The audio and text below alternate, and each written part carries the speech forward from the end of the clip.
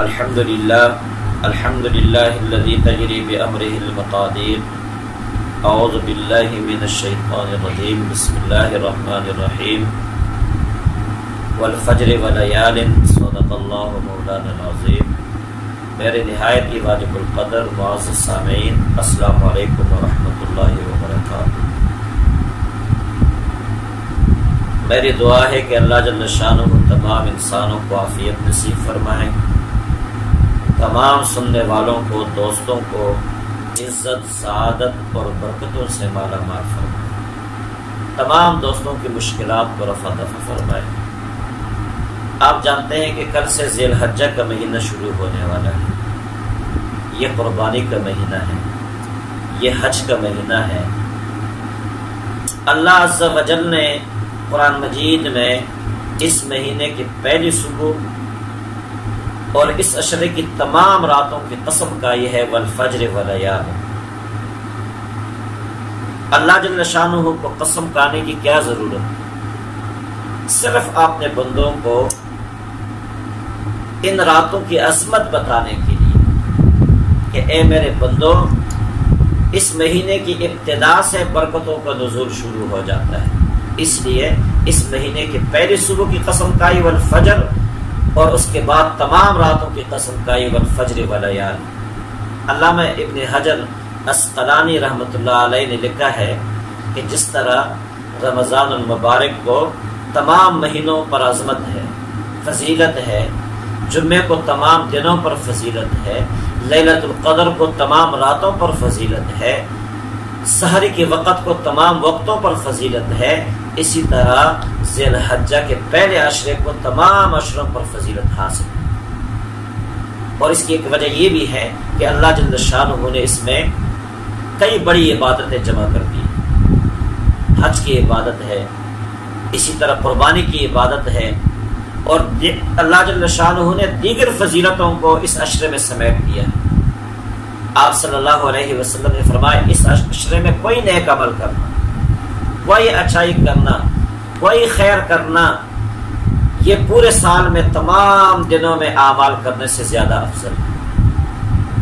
اللہ جل شانہ نے اس عشرے میں بہت زیادہ خیر اور برکتوں کو سمیٹا ہے.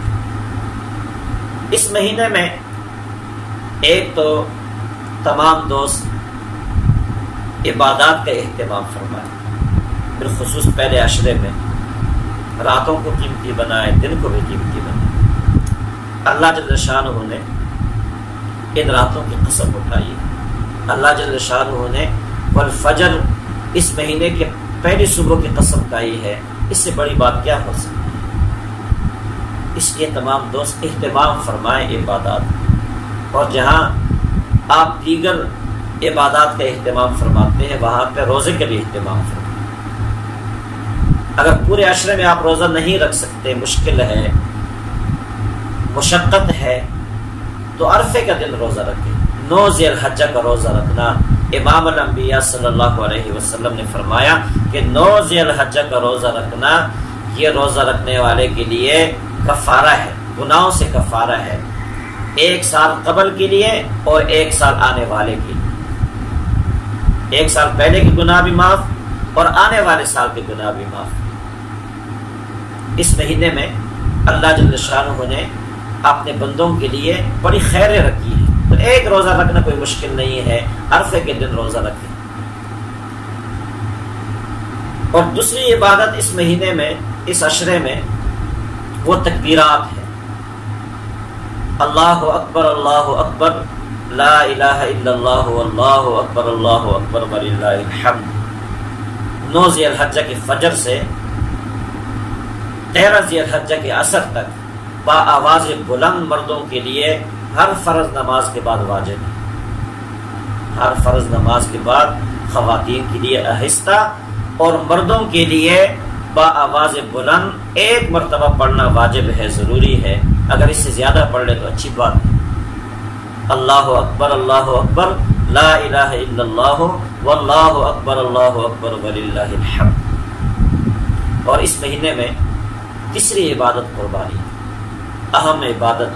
جہاں کہیں مسلمان آباد ہوتے ہیں، دنیا کے کسی خطے میں ہوتے ہیں، وہ ابراہیم علیہ السلام کی اس یادگار پر عمل کرتے ہیں، حسب استطاعت اللہ کے راستے میں جانور کو ذبح کرتے ہیں۔ اور یہ عبادت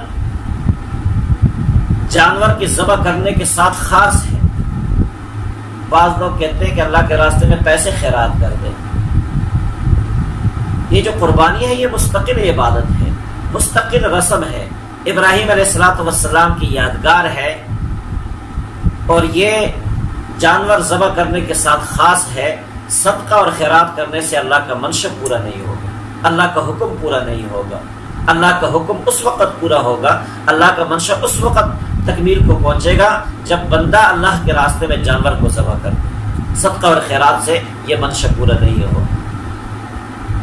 تو اس لیے تمام دوست سننے والے قربانی بھی کریں، جن پر واجب ہے، صاحب استطاعت ہے، وہ تو ضرور کرے، ایک کرے، دو کرے، اپنی طرف سے کرے، امام الانبیاء صلی اللہ علیہ وسلم کی طرف سے کرے، اگر والدین زندہ ہیں صاحب استطاعت نہیں ان کی طرف سے کرے، اور اگر والدین دنیا سے جا چکے ہیں تو ان کی ایصال ثواب کے لیے قربانی میں حصہ ڈالیں، یا ایک بکرا ان کی ایصال ثواب کے لیے ذبح کرے تو ان کی طرف سے بھی قربانی ہو جائے گی۔ اور جن پر واجب نہیں ہے، صاحب استطاعت نہیں، وہ بھی کوشش کریں۔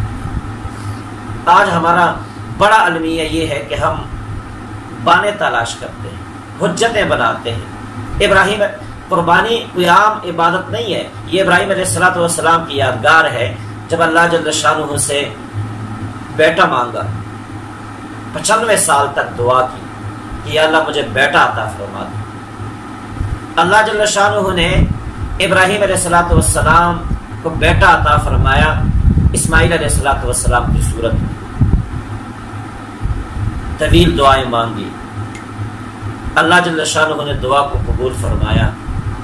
اسماعیل علیہ السلام پیدا ہوئے، اور جب 5 سال کے ہوئے تو اللہ کا حکم آیا کہ اس بیٹے کو میرے راستے میں ذبح کر دو۔ آپ خود اندازہ فرمائیں کہ ایک آدمی اللہ سے دعا مانگتا رہے، 95 سال تک مسلسل مانگے، پھر اللہ جل شانہ بیٹا عطا فرمائے اور حکم آئے کہ اس کو اللہ کے راستے میں ذبح کر دیں، تو کتنا مشکل ہے۔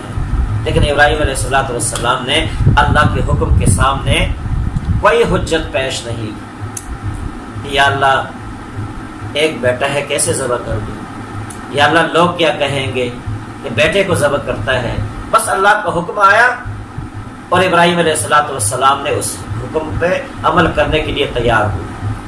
میں نے علماء سے سنا ہے کہ آسمانوں پر فرشتے 2 مرتبہ روئے، ایک تو اس وقت روئے کہ جب ہمارے حبیب صلی اللہ علیہ وسلم ہمارے دنیا کے محسن، کائنات کے محسن طائف تشریف لے گئے تبلیغ کی غرض سے، تو وہاں کے مکینوں نے آپ صلی اللہ علیہ وسلم پر پتھر برسائے، سنگباری کی، آپ کا جسم لہو لہان ہوا، آپ کے نالین مبارک خون سے بھر گئے۔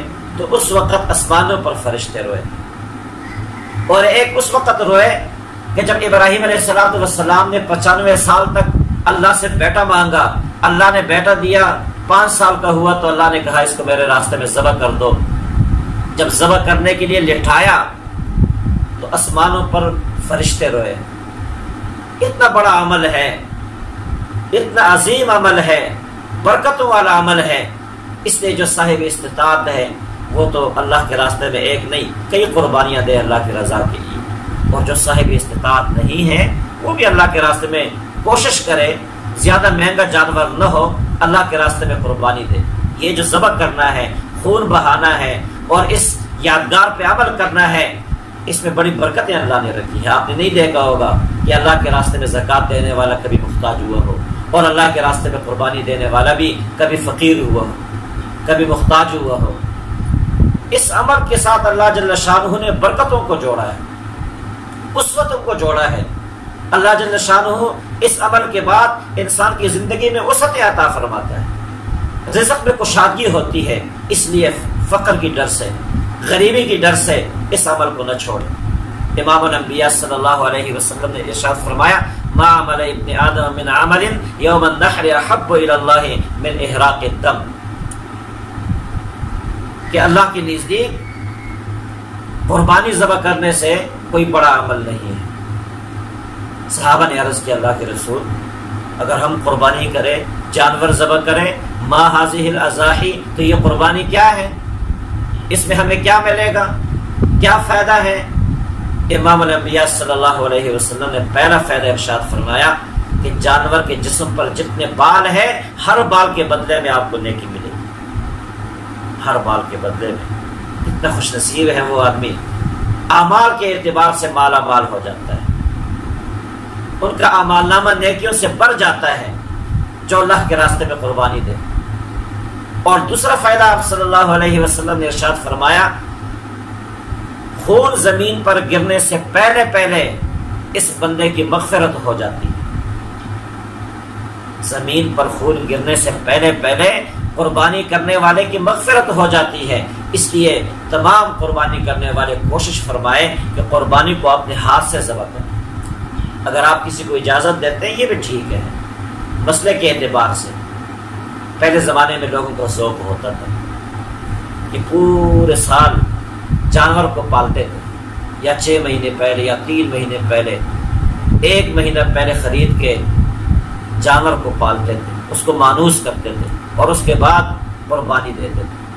باذوق لوگ تھے۔ اب ہمارا ذوق بھی نہیں ہے، تنگی بھی ہے، جگہ بھی نہیں ہے، چلو یہ نہیں کر سکتے تو کم سے کم اسی رات خرید لے، عید کی صبح خرید لے اور اللہ کے راستے میں قربانی ضرور دے۔ اس کے لیے حجتیں تلاش نہ کریں، ہیلے اور بانے تلاش نہ کریں۔ یہ اللہ کے نزدیک بہت بڑا عمل ہے۔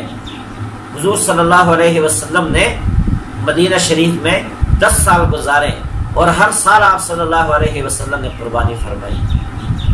حج کے موقع پہ آپ صلی اللہ علیہ وسلم نے 100 اونٹ ذبح فرمائے۔ بعض لوگ کہتے ہیں کہ قربانی سنت نہیں ہے، قربانی ایک یادگار ہے جس کا تعلق حج کے ساتھ ہے اور حرم کے ساتھ ہے۔ حج کے دن، حج میں اور حرم کے بعد قربانی کسی پر واجب نہیں ہے، نہ سنت ہے نہ واجب ہے۔ ویسے تو اس دلیل میں کوئی وزن نہیں ہے۔ اس کی وجہ یہ ہے کہ 1400 سال گزر گئے، تمام فقہاء نے اس کو واجب قرار دیا، اور امام الانبیاء صلی اللہ علیہ وسلم نے نہ صرف حج کے موقع پر قربانی فرمائی بلکہ 10 سال مدینے میں آپ صلی اللہ علیہ وسلم نے قربانی کی، اور قربانی کرنے کی آپ صلی اللہ علیہ وسلم نے فضیلت آپ نے امت کو بتائی ہے، اس کی برکتیں بتائی ہیں اور حکم ارشاد فرمایا۔ اور وہ حکم کیا ہے کہ جو آدمی قربانی نہ کرے، صاحب استطاعت ہونے کے باوجود بھی وہ ہماری عیدگاہ میں نہ آئے۔ کتنی بڑی وعید ہے کہ جن کو اللہ نے مال اور دولت دیا ہے، یہ اللہ کا مال ہے، ہمارا کچھ بھی نہیں ہے۔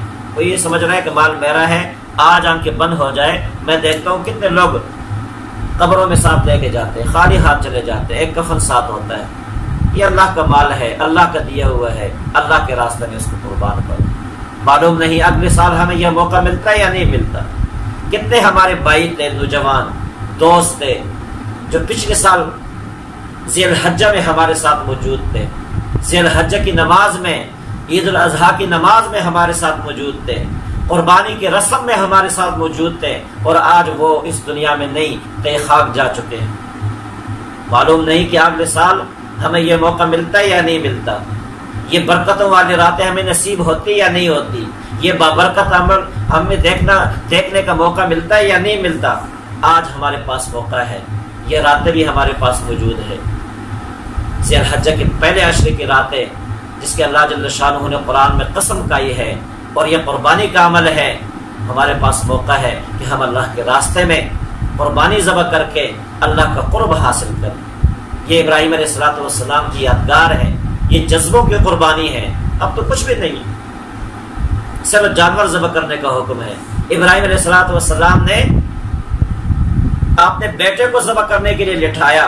علماء نے لکھا ہے کوئی آدمی اسی جذبے کے ساتھ قربانی کرے، جذبہ ابراہیمی کے ساتھ جانور ذبح کرے، اس بندے کو بیٹا ذبح کرنے کا ثواب ملے گا، اگر جذبہ وہی ابراہیمی ہو۔ اگر وہ جذبہ نہیں ہے تو پھر قربانی سے بھی کچھ نہیں ملے۔ اللہ ہم سب کو عمل کرنے کی توفیق عطا فرمائے۔ جزاکم اللہ خیرا احسن الجزاء. آپ کا بھائی حافظ محمد اقبال.